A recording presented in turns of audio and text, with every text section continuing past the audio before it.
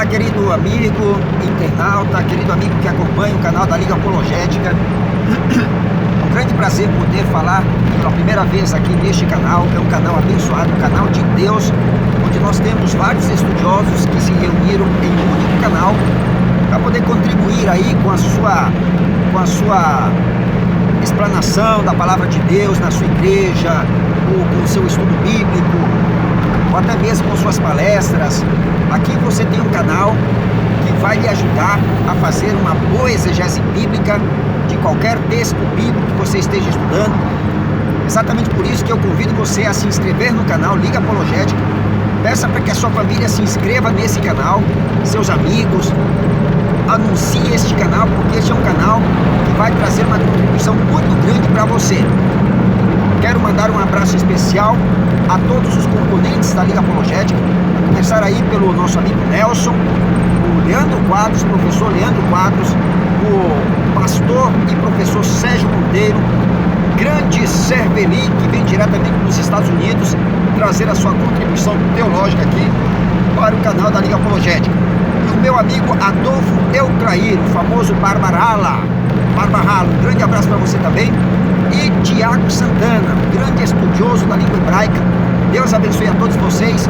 Eu não sei se eu esqueci alguém, me perdoe se eu houver esquecido, mas um grande abraço também para você que eu esqueci. Tudo bem? Deus abençoe vocês. E eu proponho aqui, neste vídeo, que será o primeiro de uma série de vídeos, que eu vou gravar sobre a transfiguração de Jesus. Eu proponho aqui fazer algumas análises. Lembrando que uma boa exegese bíblica, ela não é composta apenas de uma análise contextual. É muito fraca a análise contextual apenas para poder chegar à conclusão, para se chegar à conclusão de algum texto bíblico, daquilo que o texto bíblico está dizendo. Muito menos uma análise gramatical. Não é suficiente, ela é importantíssima, mas ela praticamente é um carro-chefe, mas ela não é suficiente para nós batermos o martelo sobre um tema que estamos estudando. A análise estilística, ela é importantíssima também dentro da boa exegese. Então nós temos aqui a análise, o marco histórico, o marco geográfico, a tradução que se faz no texto grego, a tradução formal, instrumental, seja qual for a tradução ou dinâmica, todas elas contribuem para uma boa exegese bíblica.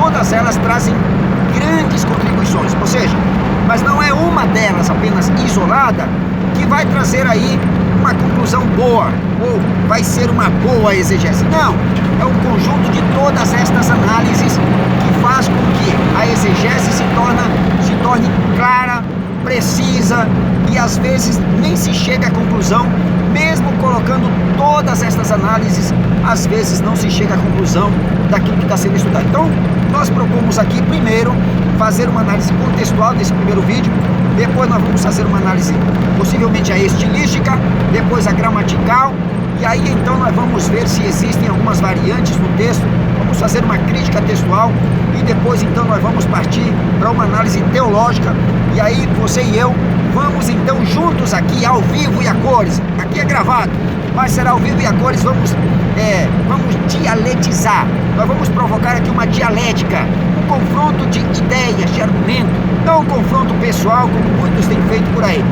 Tudo bem? E aí nós vamos fazer aqui uma harmonia entre análise diacrônica e sincrônica, para que você veja o que o texto bíblico está querendo dizer. Nós vamos encontrar aqui também figuras de linguagem, figuras de pensamento, figuras de síntese da língua grega. Nós vamos tentar contribuir aqui também juntamente para você, para que o seu estudo, a sua palestra fique recheada de boa exegese, de uma boa hermenêutica, e assim Deus seja honrado e glorificado pelo estudo que nós teremos aqui. Primeiramente, eu quero delimitar aqui o texto que eu vou tratar sobre a transfiguração de Jesus, que está no capítulo 17, do versículo 1 ao versículo 8 praticamente. Mas eu vou delimitar este evento da transfiguração de Jesus, não aqui em Mateus capítulo 17, do verso 1 ao 8. Eu vou estudar o texto grego com você a partir do capítulo 16 e o versículo 13. Tá? E aí nós vamos até o capítulo 17, versículo 8. Talvez até o 9, 10, vai depender do nosso bom debate, conforme diz o professor Leandro Quadros. depender de nossa dialética aqui, daquilo que você vai perguntar, contribuir, argumentar. Vai depender muito daquilo que você vai nos escrever. E aqui nós vamos fazer então uma exegese praticamente completa sobre qualquer texto bíblico do Novo Testamento. E como nós temos professores de grego que possuem uma outra vertente teológica do que da nossa, então nós vamos convidar também a esses professores de grego para que façam uma organização funcional do texto grego que está sendo estudado. Tudo bem? Então um grande abraço a todos, inscreva-se no canal. Este canal é uma bênção muito grande para você e será uma bênção muito grande também para a sua família, para a sua igreja. Tá? Eu escrevi aqui num papel, eu peguei meu Novo Testamento em grego, então como esse é o momento que eu tenho para poder gravar um vídeo, eu peguei, escrevi antes de sair e anotei aqui num papel para não carregar o livro aqui, fica um pouco dificultoso na hora de ler. Bem, Mateus capítulo 16, a partir do versículo 13, você que tem a sua Bíblia em português, espanhol, inglês, ou tem a Septuaginta, ou a Septuaginta, como você queira pronunciar, você tem também o texto Receptus, pegue o seu texto em grego, ou em português, ou em espanhol, ou em inglês, e acompanhe junto comigo. Eu vou fazer a leitura em grego, exatamente porque, não que isso exija aqui para nossa compreensão, mas porque depois você poderá voltar o vídeo e ver as palavras que nós lemos em grego, tá? E aí você vai lembrar dos comentários que nós faremos depois na análise gramatical, tudo bem? Então isso é para podermos contribuir aí com a tua palestra, com o teu sermão, com o teu estudo bíblico. O versículo 13 do capítulo 16 diz o seguinte: El don de Jesus eistamere Caesarias tes Filipo erota tus matetas autu legon tina legusi hoi antropoi einai don fuion tu antropo. Então nós temos aqui o versículo 13, vou para o versículo 14. Se você depois quiser confirmar a leitura em grego, tá, do texto que estamos lendo, você volta o vídeo, vai anotando, e aí isso vai ser muito importante para o seu estudo. Versículo 14 diz assim: Hoi de Eivan, hoi men, Yohanen, Dom Baptisten, aloi de Elian, heteroi de Jeremian, e Renaton profeton. Versículo 15: Legei autois rimeis, detina. Opa! Aqui alguma coisa importante, é que quando a gente vai lendo, a gente acaba lembrando aqui daquilo que o texto bíblico em grego, quando nós começamos a fazer análise lexical, a gente começa a se impressionar com algumas palavras que nós encontramos no texto grego. E aqui, legei autois rimeis, essa palavra rimeis, para você que ainda não estudou grego e para você que estudou grego, esta palavra rimeis, ela é um pronome pessoal. É um pronome pessoal, tá?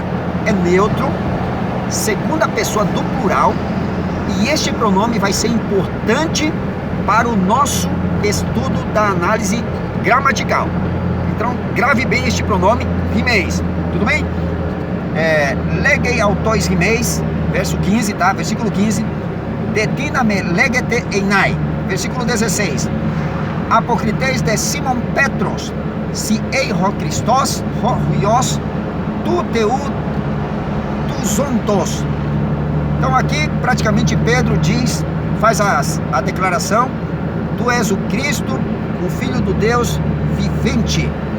E aí no versículo 17 diz assim: apocriteis, outra declaração: apocriteis de Roiesus, eipen automacarios, ei Simon Bariona,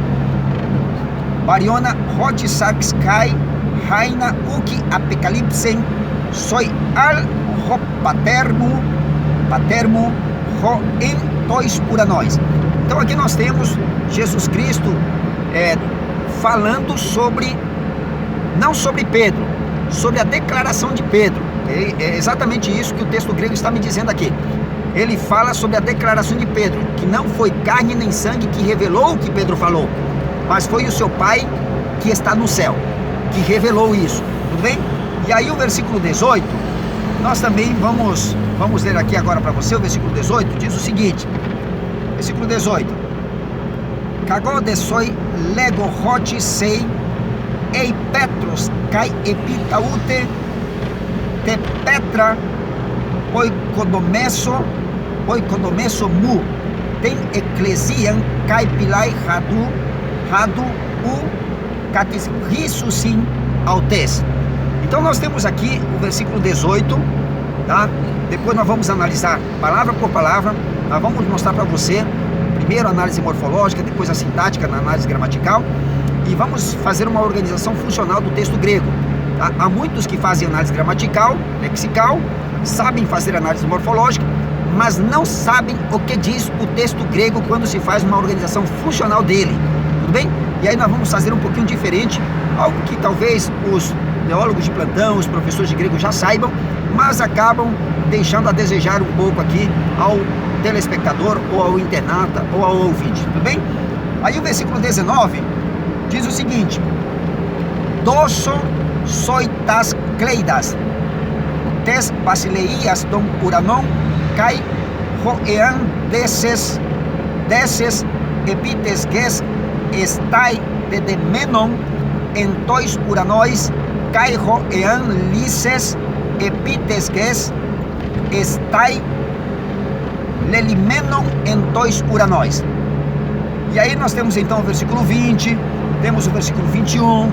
Eu não vou ler tudo em grego, porque é muita coisa, o texto que eu delimitei é muito grande, mas deixe-me ler o versículo 21, que esse versículo 21, ele também é muito importante. Estou dando uma olhada aqui diz o seguinte: Apo erxato ho Jesus Christos deiknien. Veja esta expressão, deiknien, tois matetais, autu hot dei, autum eis, Hierosolima, só um momento, Hierosolima apelten, kai pola patein, apoton presbiteron, archiereon, kai gramateon. Só um momento, é porque o movimento é muito grande. E aí tem gramateon, ka apoktatenai, e deixa eu ver mais, kai tetrite, remera eger tetai. Ok, nós temos aqui o versículo 21, uma declaração que Jesus está fazendo aos discípulos. Praticamente ele diz aos seus discípulos aqui, dois matetais discípulos, autu hot dei auton. Então ele diz que desculpem, vai descer a Jerusalém, vai padecer na mão dos presbiteron, ou seja, dos anciãos, e também dos sacerdotes, dos escribas, vai ser morto, ou seja, vai morrer, mas ressuscitaria trite, no terceiro dia. Trite remera, no terceiro dia. Agora observe que quando Jesus fala sobre a sua descida a Jerusalém, e que ele teria que padecer na mão dos anciãos, sacerdotes, escribas, e teria que morrer e ressuscitar, os discípulos fazem uma exegese desta declaração de Jesus. E é o que muitos professores de grego ou muitos apologetas fazem uma exegese de um texto bíblico sem levar em consideração os outros elementos importantes que o texto bíblico requer para uma boa interpretação, tá? Então alguns pensam que só uma análise estilística é suficiente, outros que só análise contextual é suficiente, outros que só análise teológica é suficiente, outros que só análise gramatical é suficiente, mas eles acabam pecando fazendo apenas uma exegese. É algo incompleto, frágil, débil, e o nosso amigo que está estudando a Bíblia acaba então se alimentando apenas com leite e não com alimento sólido.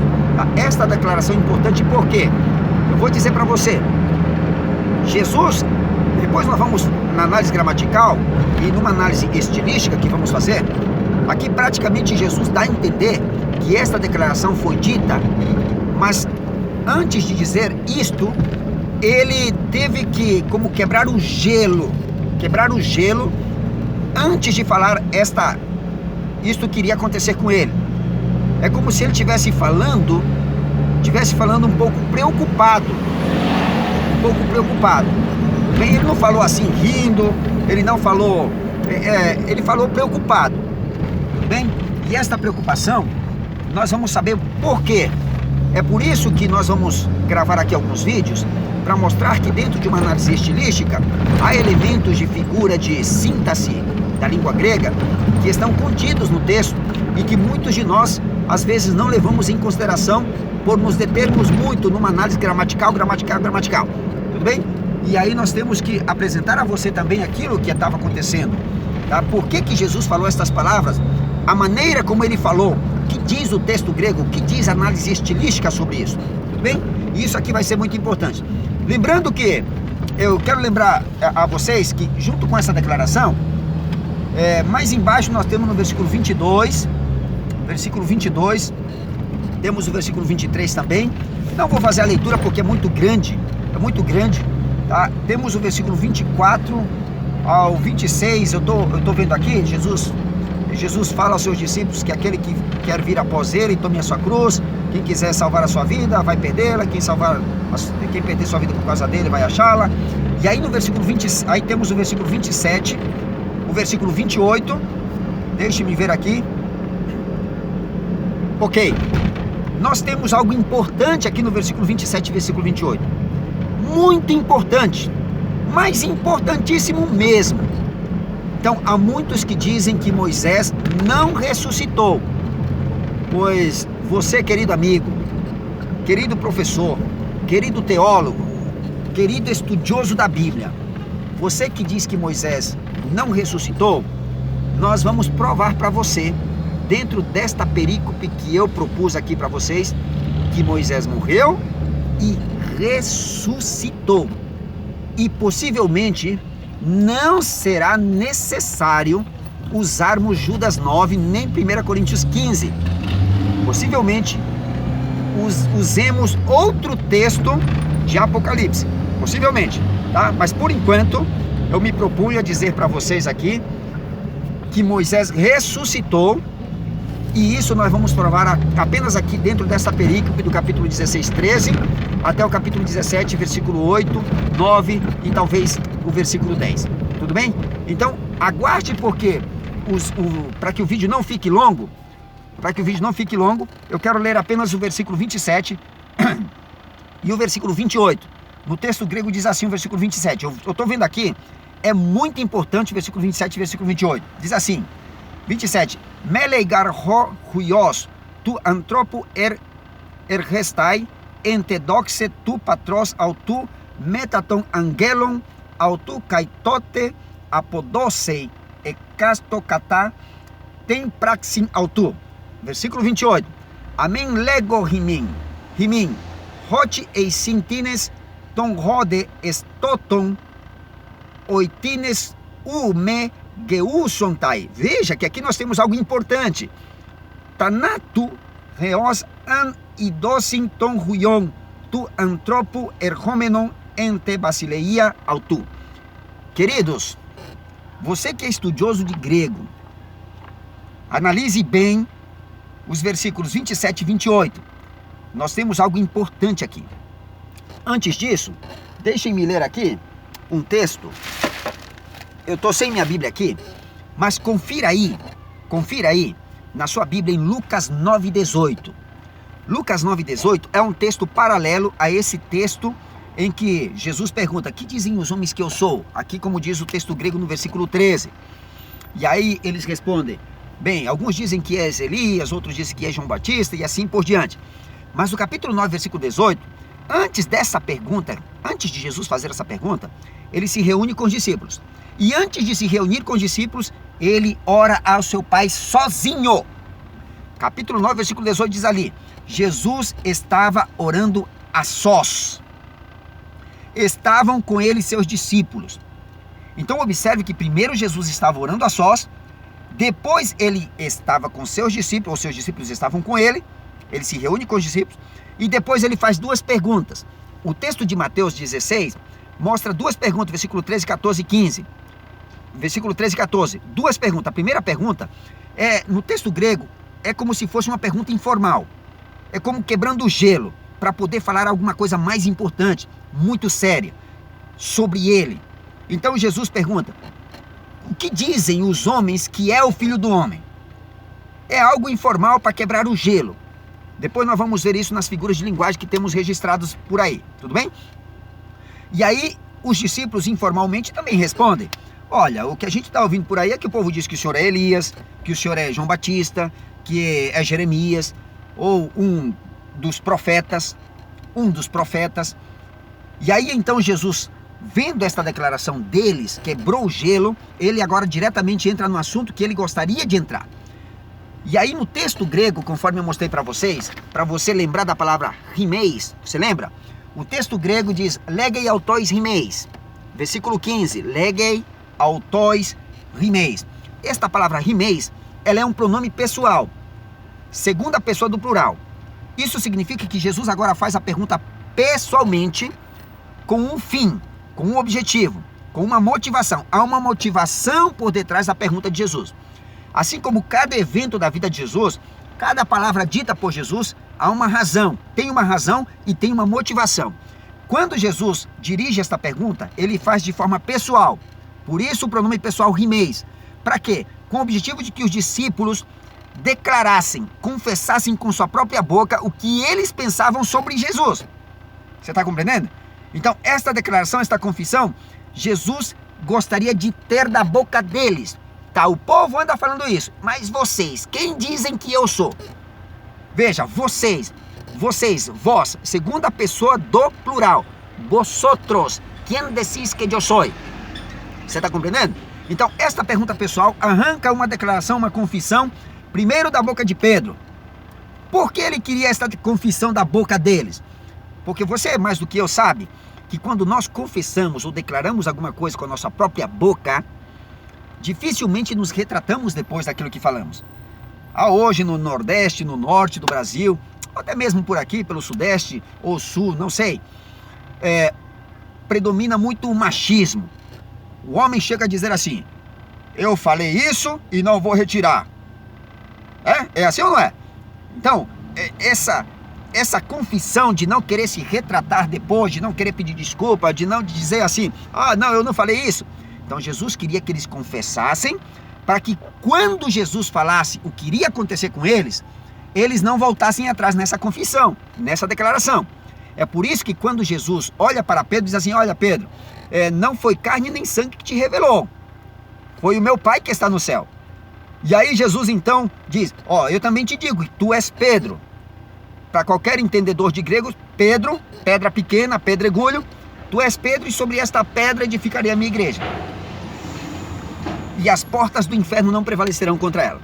Então observe que o que está acontecendo aqui são eventos um após outro, são seguidos. E os eventos nos evangelhos, eles não são conexos, mas os eventos da vida de Jesus são como uma ilação, uma cadeia de eventos. Se eu quiser entender o evento da transfiguração de Jesus, eu devo de entender o evento que veio imediatamente antes dele e o evento que veio imediatamente depois. Tudo bem? Então primeiro eu tenho Jesus ora a sós com o Pai, depois ele reúne seus discípulos, depois ele faz uma pergunta informal, depois ele faz uma pergunta pessoal, depois então ele faz uma declaração. E a declaração dele diz assim: é necessário que eu desça a Jerusalém, padeça na mão dos anciãos, do sacerdote, dos escribas, seja morto e ressuscite no terceiro dia. Então observe que esta declaração de Jesus, ela foi um pouco impactante. Ela é tida em grego como uma declaração inquietante, preocupante daquele que está fazendo esta declaração. Em outras palavras, quando Jesus ora ao Pai, ali a sós, é como se ele estivesse pedindo ajuda ao Pai, dizendo assim: olha, me ajuda a falar para eles que eu vou ter que morrer, que o Messias morre.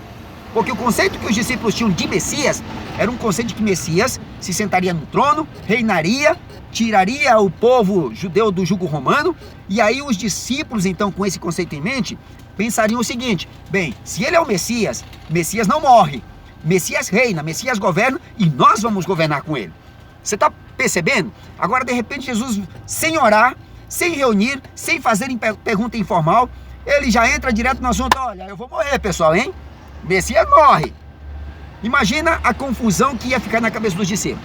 Então Jesus, muito sábio, muito inteligente, ele então faz uma pergunta. Primeiro ele ora ao Pai, depois ele reúne os discípulos, depois ele, como quebrando o gelo, ele pergunta: o que é que o povo está falando aí que eu sou?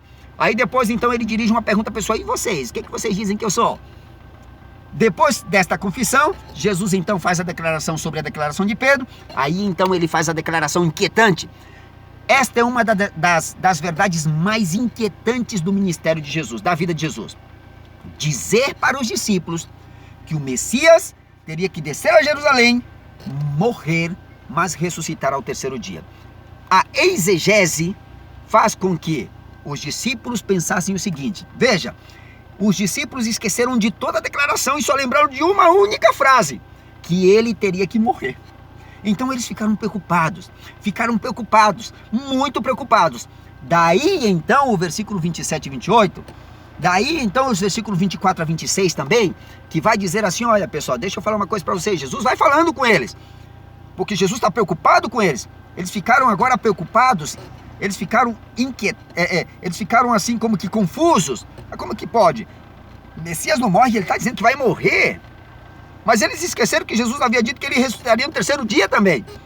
Você está percebendo? E aí então, Jesus Cristo olha para eles assim: olha, sabendo dessa inquietação dos discípulos, preocupado agora com isso, com a confusão que ficou na mente deles, Jesus diz o seguinte: pessoal, deixa eu falar uma coisa para vocês. Quem quiser vir após mim, tome sua cruz e siga-me. Quem quiser salvar a sua vida, perdê-la. Quem perder a sua vida por causa de mim, vai achá-la. E aí então no versículo 27 e 28, nós temos algo impactante. Depois do versículo 27 e 28, nós vamos ter então a transfiguração de Jesus. Aguarde o segundo vídeo, porque o segundo vídeo vai mostrar para você, por meio de uma outra análise, de que Jesus Cristo foi transfigurado e aparecem Moisés e Elias, e Moisés ressuscitado. Você duvida? Então eu convido você que é professor de grego, de hebraico, para assistir o segundo vídeo junto comigo, e você vai ver que isso vai ser uma contribuição muito grande para a tua teologia, para a minha teologia e para você, querido internauta, que tem acompanhado esses bons debates por meio dos canais de YouTube, Facebook e também por meio da televisão. Um grande abraço a todos, inscreva-se no canal, aguarde o segundo vídeo, porque será para a honra e glória do nosso Deus. Deus te abençoe, que Deus abençoe a sua família, que Deus abençoe a sua igreja, que Deus abençoe a sua vida espiritual. Um grande abraço a todos, fiquem com Deus.